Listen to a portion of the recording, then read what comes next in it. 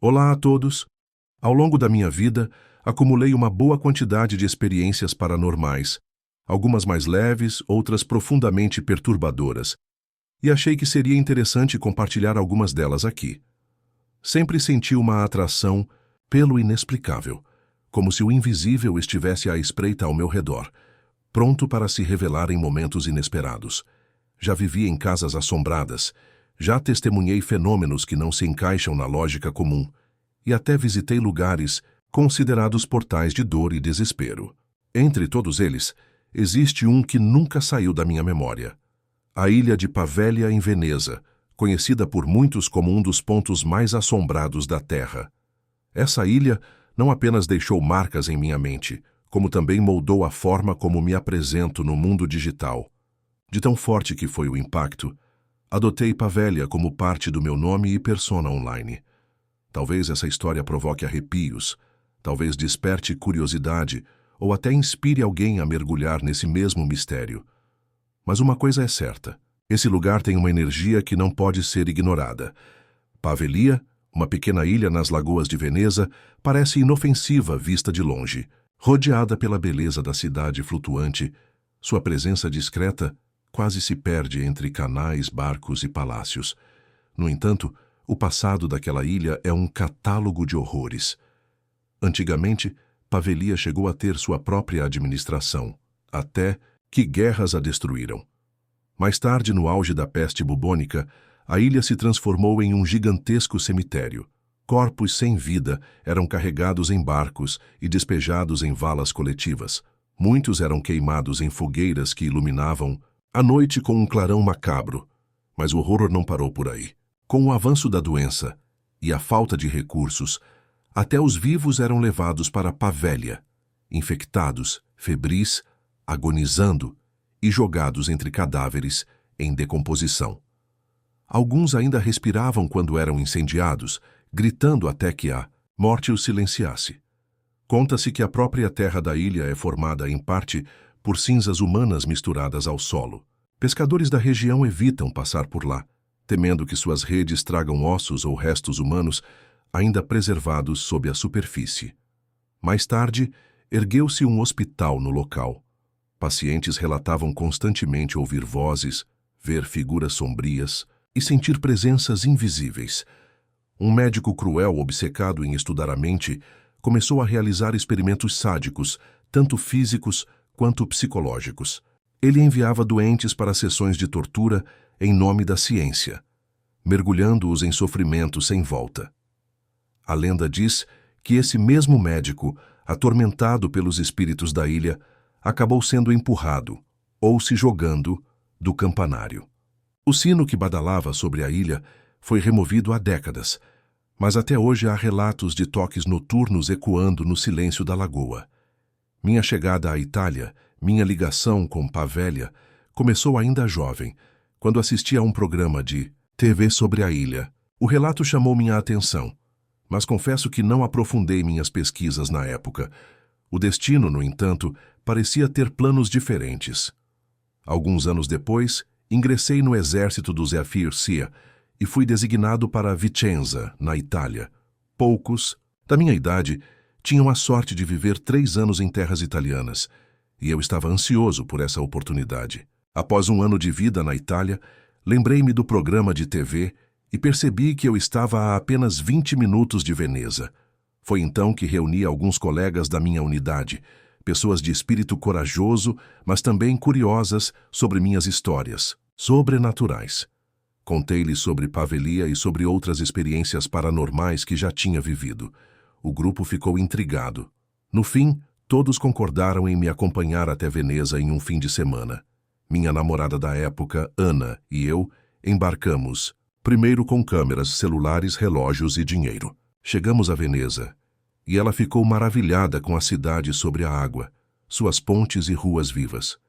Caminhamos até um pequeno hotel, guardamos nossas malas e logo fomos explorar. Pegamos um barco-ônibus até a Praça de São Marcos. Os cavalos de mármore e as imagens douradas da Basílica nos deixaram sem palavras. Enquanto absorvíamos aquele cenário, recebi a ligação de nossos amigos que já tinham chegado. Reunimos-nos, jantamos em uma tratoria, bebemos vinho e seguimos para alguns clubes. Foi uma noite longa e divertida, mas eu tinha outros planos em mente. Na manhã seguinte, após passear por Veneza, voltei a falar sobre Pavélia. A reação do grupo foi imediata. Todos queriam ir até a ilha amaldiçoada. Decidi então conversar com alguns venezianos. A diferença cultural ficou clara. Enquanto nos Yamewa uma casa assombrada se torna atração para adolescentes, em Veneza o sobrenatural é respeitado com silêncio. Quando perguntei ao gerente do nosso hotel sobre Pavelia, sua expressão mudou imediatamente. O sorriso comercial desapareceu, substituído por um olhar de medo. O funcionário da manutenção que estava por perto largou tudo e foi embora sem dizer uma palavra. É melhor não perguntar sobre essas coisas, disse o gerente, visivelmente nervoso. Rapidamente, tentou desviar o assunto, apontando igrejas no mapa para nos visitar. Insisti. Ele se irritou, abandonou a conversa e saiu. Da recepção quase tremendo. Aquilo só reforçou nossa vontade de ir. Durante horas procuramos alguém que nos levasse. Todos os barqueiros recusavam. Alguns apenas balançavam a cabeça em silêncio. Estávamos prestes a desistir, quando encontramos um taxista russo. Ele não conhecia as lendas locais, nem compartilhava do medo dos italianos. Por 100 euros, aceitou nos levar até a ilha. Compramos vinho para a viagem e embarcamos. O céu escureceu rapidamente. A silhueta da torre do hospital surgiu no horizonte, sombria contra o luar. Nesse momento, algo aconteceu. Todos os nossos celulares desligaram ao mesmo tempo. Não era falta de sinal. Eles simplesmente apagaram e não voltaram a funcionar. Atracamos em uma pequena escada de pedra. A atmosfera era sufocante. Não era apenas o desconforto de um lugar assombrado. Era uma sensação urgente, quase instintiva, de que precisávamos sair dali imediatamente. Mas decidimos continuar. Exploramos os arredores, tirando fotos. O silêncio era absoluto. Nenhum animal, nenhum som natural. Apenas a lua iluminava o cenário. O motorista russo, em pânico, apontava sua lanterna para os prédios e repetia que devíamos sair logo. De repente, um grito ecoou pela ilha. Não foi um som qualquer. Foi um grito humano, agudo, desesperado, cortando o ar como uma lâmina. Ficamos paralisados, sem reação. Então vieram outros gritos, como se a ilha inteira estivesse tomada por vozes invisíveis. Entramos correndo no barco. O motorista, nervoso, não conseguia ligar o motor. Enquanto isso, os gritos aumentavam, vindos de todas as direções. Finalmente, o motor pegou e começamos a nos afastar. Nesse instante, ouvimos o sino da torre tocar. Um detalhe aterrorizante. O sino havia sido removido anos atrás. Quando nos afastamos da ilha, todos os celulares voltaram a ligar como se nada tivesse acontecido. De volta a Vicenza, revelamos as fotos ansiosos por mostrar a aventura. Mas entre as imagens havia algo inesperado. A silhueta translúcida de um homem. Não era poeira, reflexo ou distorção. Era a forma nítida de alguém que não estava presente na hora do clique. Levei a foto a 3 fotógrafos profissionais e nenhum conseguiu explicar.